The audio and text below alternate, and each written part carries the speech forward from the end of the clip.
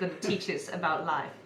Well, Patrick, would you like to introduce yourself? I'm an old guy who's managed to attain a big number in years, and I've been around for 72 years, and it's quite easy to say, but it's been fun, and I've had lots of stumbles and falls, but here I am living in southeast London, but spent my entire life growing up in Canada. A local legend, I'll have you know. I don't think there's a person who's even been here. I don't even know how you do it, because there are people that have been here twice in their entire life, and some way, somehow, they have bumped into you and met you. When we opened the second location, when we said where the first one is, I remember a guy who literally came on the first day, was like, oh, there's this guy. What's his name? He comes in the hat. And we just started laughing. It's Patrick. He was like, he's amazing. So probably the most influential person that we're ever going to get on this. I can blush now. I just have I've always said hello, and I never treated "how are you" as a rhetorical question.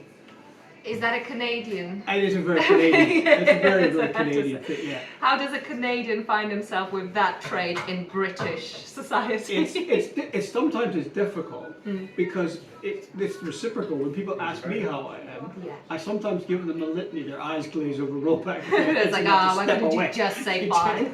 So I've gotten into the habit of sometimes saying everything's great, everything's all right. You know? See you later. But no, it's just I like to learn from people. I like to learn about different ways of life, different walks, different professions. It's all good. Perfect. Patrick, I've asked you to give us, which is a very big task, because just for anyone who, if there's anyone who has never met Patrick, having one conversation with you about the cup on the table will lead us to talk about the deepest stuff for about 2 hours straight. And as a result of that, I thought, what better person than yourself to have us educate. That's why I made notes. Well, there you go. Yeah, that's why we made notes, and that's why I'm limited to 3. Although we're probably having 4, but we're not too sure about it. So 3 to 4 life lessons from Patrick is what you're going to get today, and I'm already excited. The first life lesson that I learned the hard way was be prepared, and I think it's such a really simple. It's almost trite to say. Yeah. But in your busy runaround things, you forget, but I've always held onto that belief. If you're just slightly prepared, the unexpected becomes a little bit easier. I feel like there's a story. Well, there's numerous stories, but probably there's a story. I can remember. It's the Canadian equivalent of a shipwreck of friends of ours going out on sort of a lad's boozy weekend on a sailboat. All been on one of those. Yeah. Lads and ladies. But this was just 4 guys on a boat. That we got hit by a storm and the boat overturned. And there's this whole thing about the guy who owned the boat was kept telling us we'll be all right because we have a beacon and the Coast Guard will be here and everything will be fine. It won't be too long. But it was seemingly long. All I remembered was my scout knots and how to tie different sailing knots. And we were having trouble hanging onto this fiberglass hull of the boat, and it was getting cold. So what we did was, I got all of us together, we put ropes around, tied up the ropes, and we were able to stand and hang on the Turk's head knots and things that I tied. Afterwards, for years afterwards, my friend Ron Squires and Nello and all these guys that I went sailing with said, that was a moment, said, when you just knew what to do. I said, well, I was prepared in my mind. I thought, what can we do? Is it preparation, or is it also some life skills that, you know, and we're going to start that, we're going to do that, we're going to start a separate point. Is it going to, because this is the interesting one, I mean, there's preparation, so there's readiness for you to use the skill. I think. But there's a skill that, I mean, I imagine 80% of my peers won't have. It's about the preparation in the mind. I suppose that if I'd been ultra prepared, I would have had the rope with me. We wouldn't have to hunt for it, but it was below deck and we had to go and get it.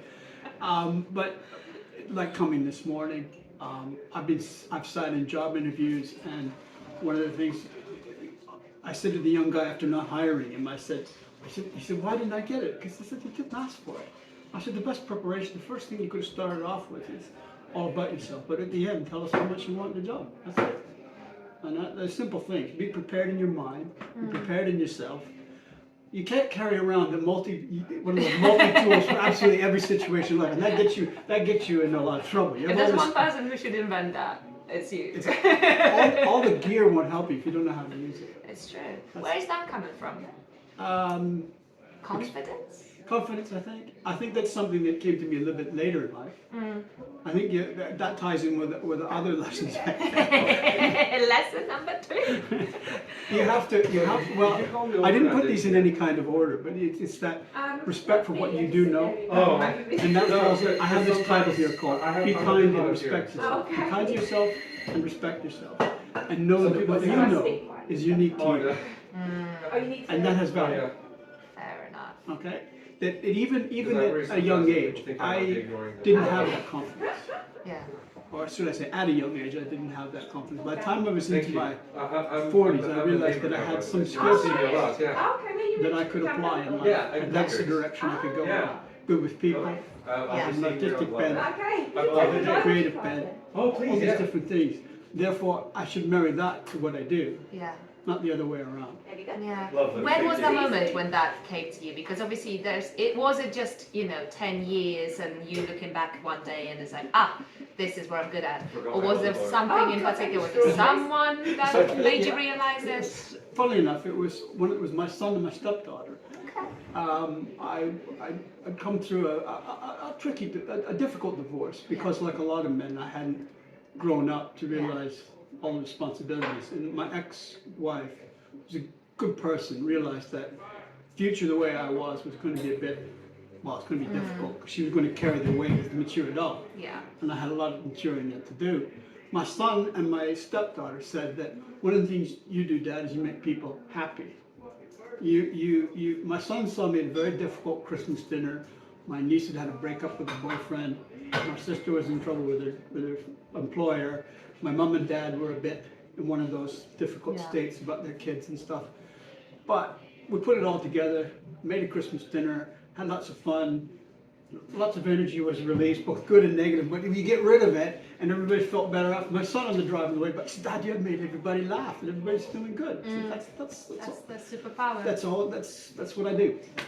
It's very interesting you raised that point. I remember having actually that conversation with Tarek the other day, and we were talking about it's very interesting to have conversations with people one-on-one in a small group, and then there's the scenario where you find yourself in a group of 10 plus people. And personalities that people have either completely disappear and get lost in a crowd, and some people shining through. And we were wondering, what is that quality that makes a person shine through? And I said something that I think I'll still stand by, but I'll be curious to know your opinion on that. I said, it's all about how you can make somebody feel comfortable.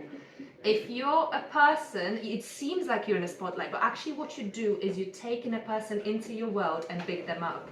And that's what a person that shines through does in a group scenario. Now, this is my theory. I think you're 100% right on that. Where is that skill coming from? Because that skill is a layered skill. It's not just a skill that you know what to say. There is that skill, but it's reading people in the moment. It's not just reading people, because some people can read people in retrospect. They can look back at the situation and be like, this is what happened, why? But you have the ability to do that on spot, which is a different set of skills. You can see somebody, you can read their current need. Why do you think that is? Part of it is to listen. Part of it is having seen behaviors over a long period of time, when you've been around a bit. And if you're aware, you'll see how people may think what they do at that particular moment, particularly, I don't always mean to say younger people, but people who are less experienced in dealing with the world, shall we say, well, they have indicators, they have things outwardly. When you're objecting to something, what's the real reason that you don't want to do this? All right? Okay, if I can solve that, can you give me 15 minutes of your time, kind of thing. The other thing is from when I worked for many years in sales and things, there are key indicators in what people tell you. They'll tell you. Yeah. If you listen to the speech, if you really listen, okay, don't say that it's and the opposite is true. People will make an initial assumption, but then they'll go even deeper with that assumption because of what comes out here. So if you give up the wrong message there, or if you don't have enough positive things about what they're doing or what you're observing, people sort of, they'll go off. That's what I found. Anyway. It's a simple, it's hard to explain. It's really hard to explain. It is, because when you do that, and I think you use so much of your skill that has become you. You know, it's no longer a skill. It's no longer something you consider a skill. It's just, well, it's me. I just do that. I live that way. This is how I instantly do it. So I think it's very hard to sometimes, especially years down the line, look back and think like, where did it all start? Was it my mom? You know, was it my dad? Was it that girlfriend? Part of it is, well, with kids, it's always been an easy observation with me. It's always, my son is the antithesis of me. So he was a great, I always say that my kids helped bring me up. Yeah. My son is very quiet, very taciturn young fella, and he would only react at very extreme provocations, both good and bad, whatever they were. He was very stoic about everything. But that's because he was very much like both his maternal and paternal grandparents. And my father was very much a cautious and silent observer. And I drew from that more as I got older. I realized that one of the things that made him so successful as a teacher and had so much respect as a coach and a teacher, 46 years, was that ability to hold it in and to actually listen. A lot of people, when they're doing what we're doing, are thinking about how am I going to say my next thing? How am I going to do my? They're not saying, we're not hearing you saying, "Oh, I'm really sore today. I'm sore because so and so did such and such yesterday, and I had to do the extra work, and I had to do." No, they're just here sore, and they're all. Instantly. I'm going to tell her how sore I am and what happened to me. Yeah, it's so true. It's so true. And I think what's really fascinating is sometimes people, because I get asked similar questions sometimes people don't really underestimate how much people tell you within the first 5 things they tell you. Mostly they will tell you, if especially they had a bad experience of anything, they will instantly put it somewhere there, that there is a strong negative dislike towards something. If you can catch that, you already know how to not approach somebody, which is kind of a half a success. But it's very interesting that you say that, because I think this is the ability that we lost, right? We're so in a world where there's access to everything. Everyone can be famous just here, just like that. We can have this conversation recorded and put out to whoever wants to see it, wherever. It's quite a tough thing to stand out. So everyone so desperately wants to say, but I have this amazing quality about me, and I could do it. And it's like, that is because of, again, the very self-flattering. We're image-based now, predominantly image-based, so that's a very surface thing. It's either way you look at it, it's both positive and negative. That we're inundated with some very extreme negative images, be it migrants in a boat drowning in an ocean, or ultra beauty that everybody's supposed to conform to. And it's very difficult to, if you can, that's where you have to go beyond those first 5 minutes, and that's when you start living. That's one of my friends, to not to dwell too much on that, one of my friends said something really interesting, which is the key to keep the current generation, which probably has the most out of all the generations we had so far, the ability to just make a difference and live happily, is to make sure that they raise feeling grounded. If they lose that, and if they believe in the world they're forced to live in, they will never be happy. I think that's part of, as I said, I put down the note, to respect yourself, be kind to yourself. I know there's an awful lot of body positive stuff. There's an awful lot of, but you have to accept sometimes that I'm not perfect, but give yourself a hug. You're here, and you set aside at least maybe once a day, a couple times a week, to just forgive yourself, and that allows you to go forward. I've always found that. It's that my niece once said that, and I love her, and she's been through a tough life. She said, one thing I loved about Uncle Pat is he just keeps going forward, dusts himself off, a little bit of time reflecting, but then he moves forward. Really. My divorce was a shock to me. I even said that I would stay together just for the sake of a child. But in the end, He's worked out much better. I learned to be a better parent. Yeah. Great advice from a judge who said, if you go to all the access time that I give you in this court order, you will be more with your child than people who are regular parents. And that's one of the things I learned is if you do that consistently, and like anything, if you tackle anything consistently in life, you're going to get good at it.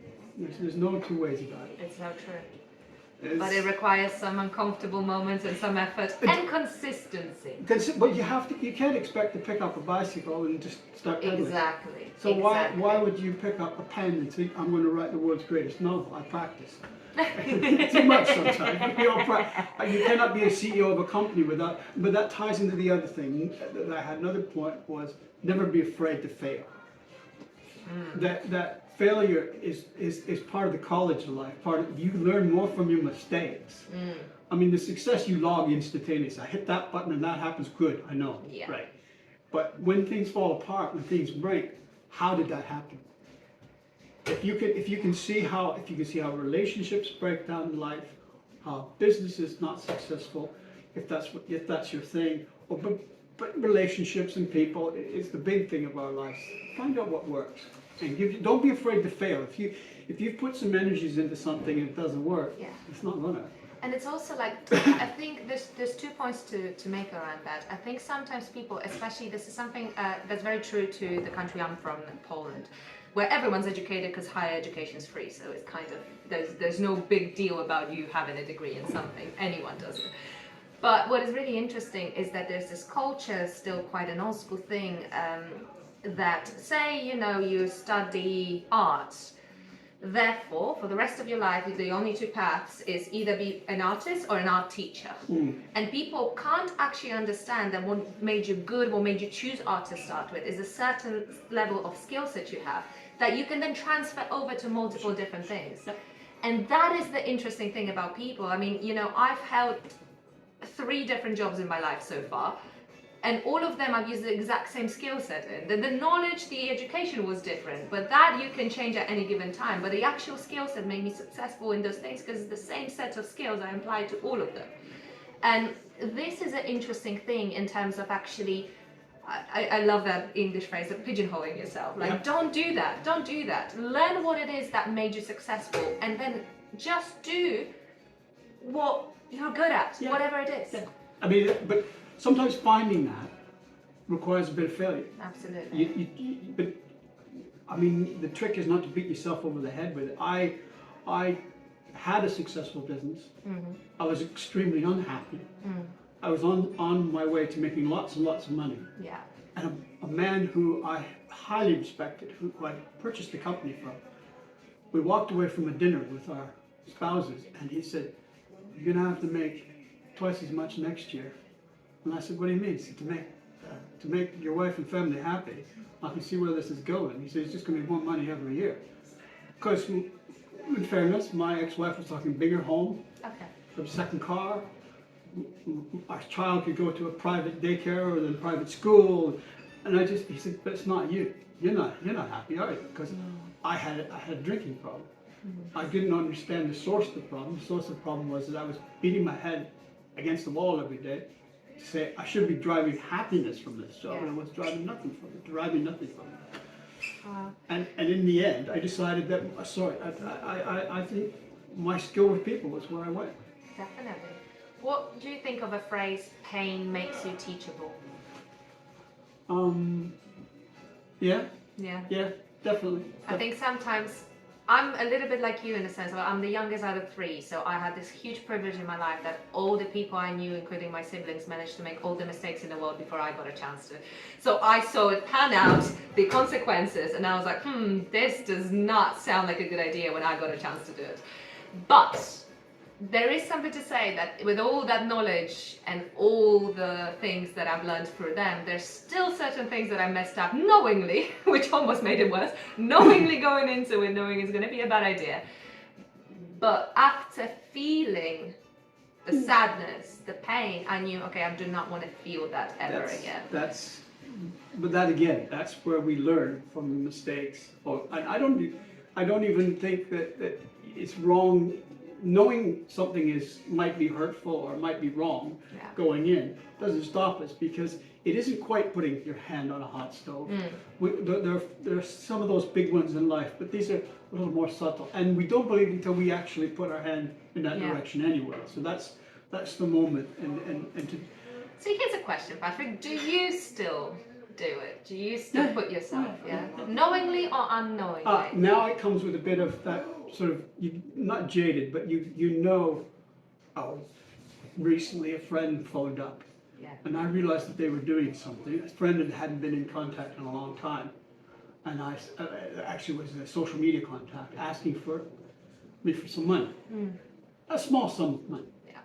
Now, a lot of my friends would say, well, I wouldn't bother, I wouldn't give you a move, you know. I said to the person, I know what you're doing, because I've just had a bing from somebody else say, oh, so-and-so's doing a whip round. And I said, listen, how much do you need, actually? Yeah, of course. I realized that this must be a bit of a degradation for you, going around picking all your friends off your Facebook page and asking for gosh, but money. I said, I'm sending you the money. Don't play me for a fool. It isn't for against me. Get help. Yeah. They're quite small, so they don't really 2 minutes after valuable. I gave the money, I got a second message saying, That's great, thank you. Thank you. I should have asked you for X. I said, I'm gullible. That's only another 20 quid. I mean, I'm in this far. I'm committed now. I'm just going with it. But this is it. Unless you tell me you're getting help. Because you have a problem. Now, I cashed that out. What I found out later was what I knew. But I would still do it. Okay? Why? Why would you still do it? You gotta find somebody that desperate? They need help. I'm not rich. It wasn't a large amount of money. Somebody said, oh, they're just gonna spend it on drugs or booze or whatever they're gonna do. This isn't for the, I said, yeah, no. But at some point, either they realize that, or hey, I waste money on other things, you know. I mean, I get an app that tells me certain things that I don't need to be told. So, hey, listen, there you go. Those pushy apps. but in the end, it's somebody that I had a connection with, and I thought the friendship is worth that. And the advice that went with it. People who are in a difficult situation hate advice. They're absolutely they're selfish. They're drug addicts, or they're in a severe breakup and they still love the person. All those things, or if they're in denial about a gambling habit, or they're whatever it is, they deny and they don't want help. But eventually, maybe she'll or he will turn one day and say, oh, you know, Patrick was right. Send me a little message, you were right. Because I've had a few of those in my life where years on, people come back to me and said, thanks. I said, I'm always here if you need somebody to talk to. It isn't just the money. If you'll talk to me, okay? But I'm not going to give you that money anymore. In the moment when you're reaching out to that person, is it about that? Is it about the expectancy of like, I hope one day we're going to have that moment? It's a respect for what was, respect for a fellow human being. Yeah. I was at a point in my life, twice, once through the illness, once through my own neglect, in which people were saying, you need help. And my closest friend at the time said, I'm not going to give you any money. I'm not going to help you with your rent, and because I know where that's. I was drinking a bottle of vodka a day. I won't go into all the gory details, but I was quite down. Yeah. And he said, you need help. And I didn't think I did. But eventually when I got the help, long after he said I did, I was sitting in a room thinking, the lights went on. I said, Fred, Phil, Mom, all right, Yeah. And that was learning from my mistake. That was the biggest hurdle I overcame. For me, it was the moment in which a lot of lights went on. A lot of lights went on. And it probably helped to make me the better person I am today. But that didn't come until my 40s, when I sort of really found myself in life then. I look at the time before this as a time of great learning, as a time of a lot of failures, a lot of broken paths in life. But from that point on, and it was very shortly after that realization in my life, I met Nikki, my wife, and, had one of the great happy courting romances. And I'm really I bet your lucky. first wife is looking like, you're welcome. We've been long separated from that point. I mean, yeah. I hope that was a Christmas card. If it hasn't and you're watching, please No. send one. Well, yeah. Yeah, and Nikki would just reply, with greatest regards, thank you It very was much. actually my son who did that.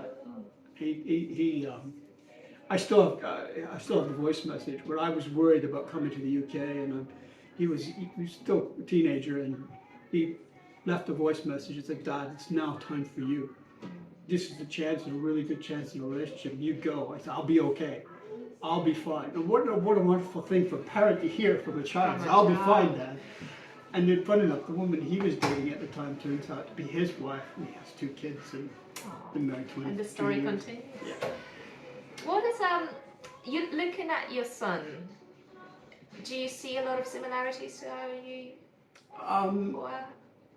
No, and I consider that good. I consider that part of the success. Fair. People will say there's a physical resemblance. Mm-hmm. He's a big fella. He's tall and square-shouldered and thick. He carries a bit. He's a handsome man, I'll have you know. Very good looking. He is. But he's quiet and he's a plodder. He's confident in himself. And as a young person, that was the one thing I wanted him to have: confidence in himself, not to be so frightened or insecure. Not frightened, insecure. As a young person, I was a bit insecure. I was been insecure about. I think that stemmed from the fact that I had a very highly regarded, well-respected father, who in his own little world was almost famous. Right. So I understand about the children of famous people. It's often very difficult because you're expected to be like your parent. And if you do achieve any success, well, it isn't yours. It's because of your parents. Yes. And I never wanted my son to have those kinds of insecurities. And I think we went back to Canada a couple of years ago, well, for my mum's funeral and things, and we had a barbecue because I said, this is what Nan would love, us having fun and having drinky poos. And my son said, yeah. He said, and we were sitting there just chatting, and his wife, Anna, and Nikki, my wife, started saying, look, see, they feed off each other in a very strange way, because Jordan remembers things, and then Patrick comes in with going, well, this is why we did that. And the whole story behind doing that.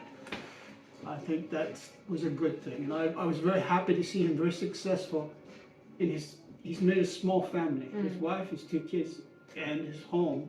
He's worked very hard at making that little world, and he does a great job with it. And I'm very proud of him. Wow. So that to me is a success. As mother and I, and one of the things, as divorced parents, we were very supportive, even in the point where we might not agree with each other, was to be a united front and supportive. That is something that some parents can do even when they are together.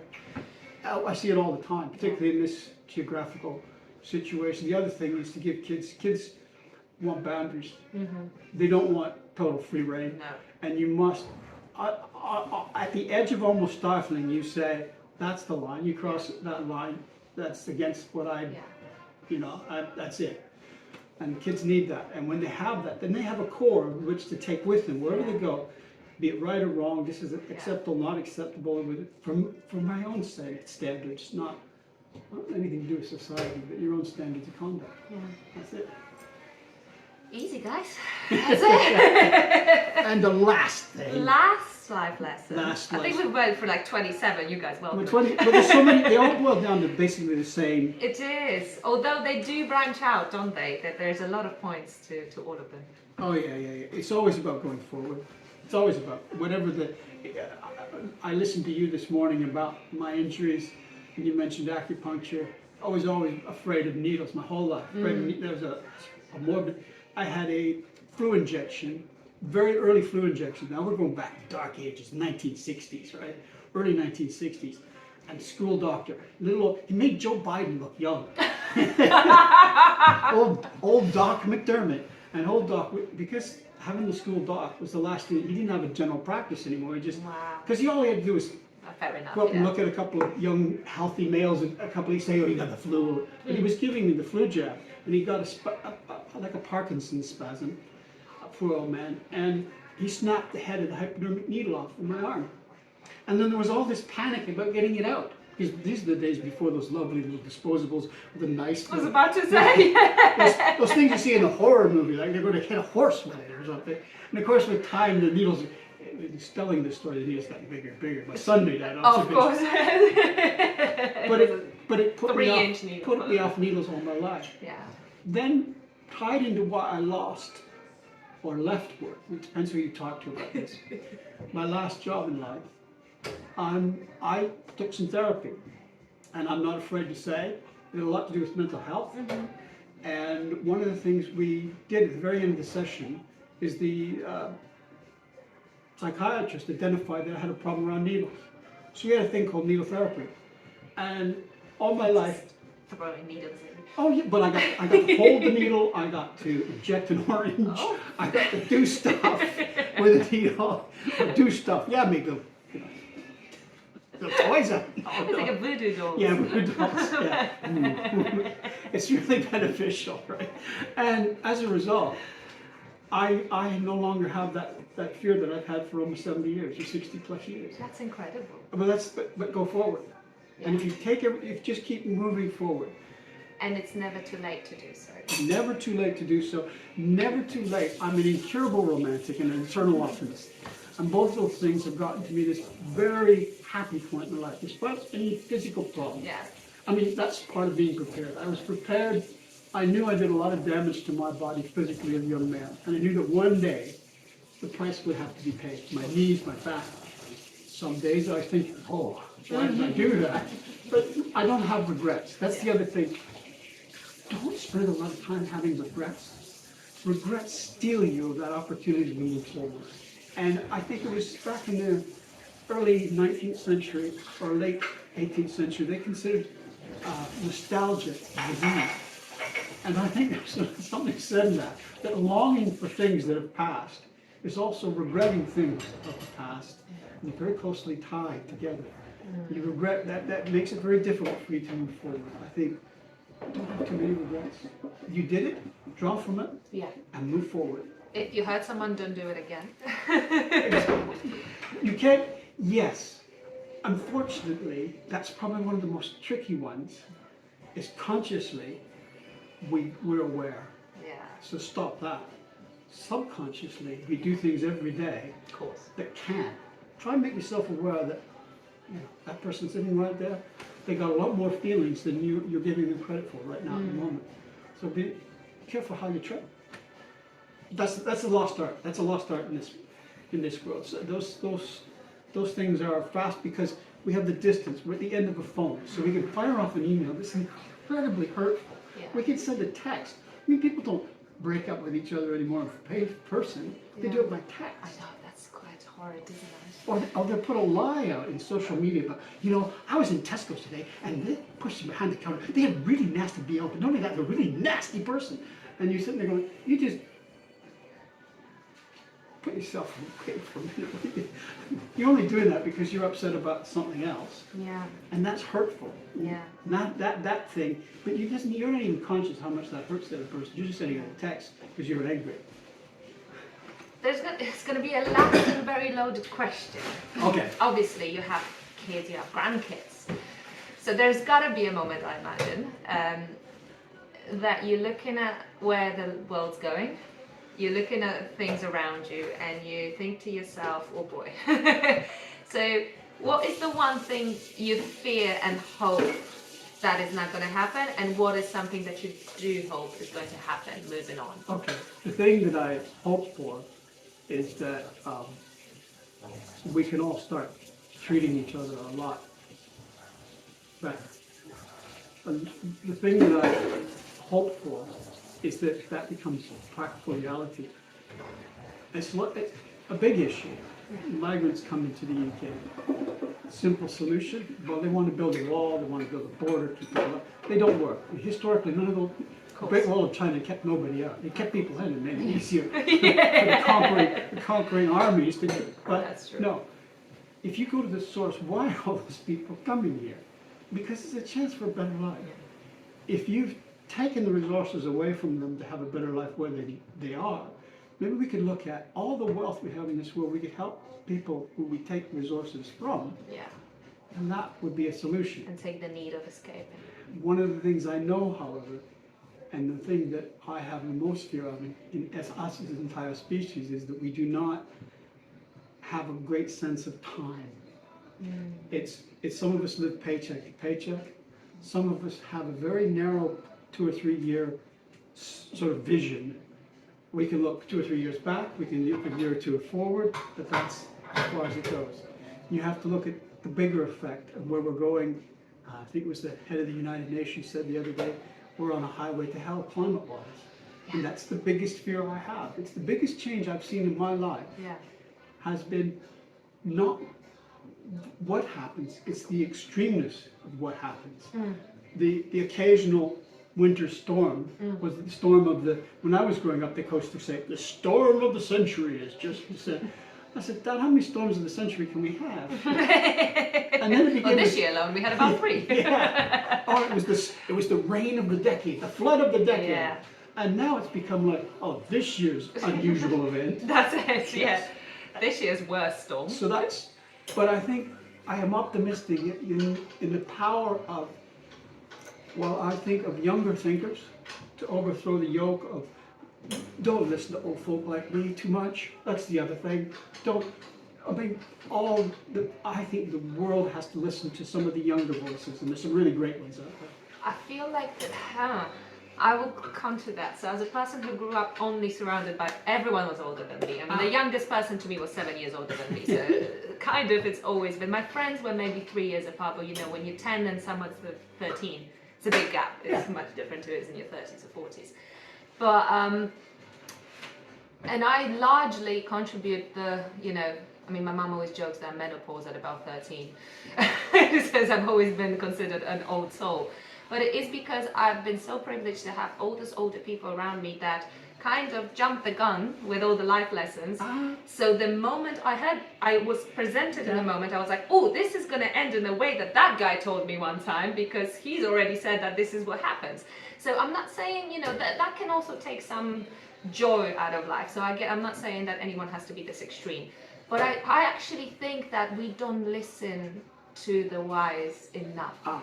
There are solutions when you need something radical, you don't go with the old tried and true and tested.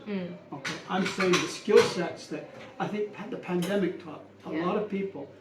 My parents grew up in an era of great calamities. You've got to remember when my dad was born, the First World War, great war, people of Europe, was only 5 years old. It had only passed 5 years. So his parents knew the horror of the First World War.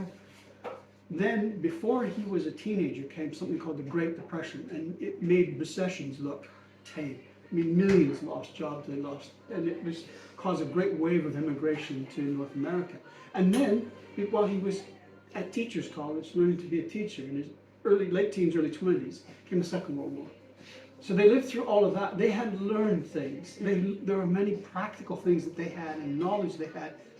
But they also believed that until some generations pass through something as cataclysmic and worldwide as that, they lose the immediacy. Like my dad used to have the expression, I'll keep that for a rainy day.